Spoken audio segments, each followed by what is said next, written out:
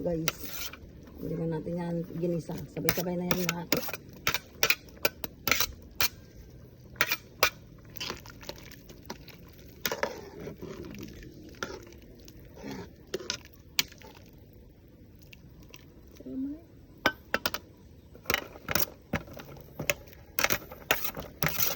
Walang gisa-gisa.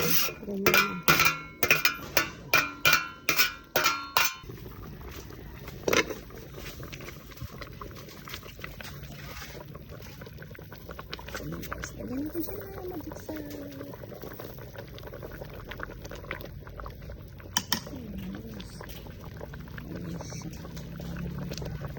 lagyan natin siya ng pang dero.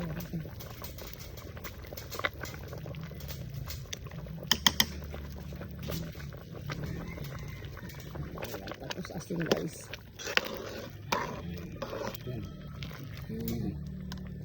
Tikman natin siya. Ayan na guys. Tapos lalagyan natin siya ng mga dahon-dahon.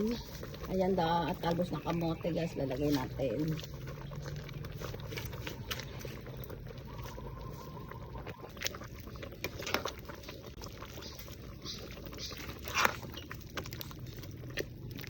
Isa-isa ba na? Ayan guys. Kahit hindi is Friday. Ayan. Magbunggo tayo. Guys, okay rin dahon ng talbos ng kamote. Ayan. Lagay tayo ng papait. Hindi ko alam sa Tagalog yun guys. Basta papait yan. Masarap yan kaysa sa ampalaya. Ay, ganun guys. Hindi lang kumakain ng papait dyan.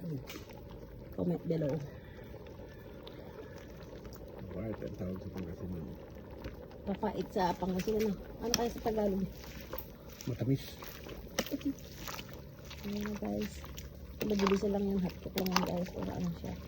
Crunchy-crunchy pang kainin. Ay, yada.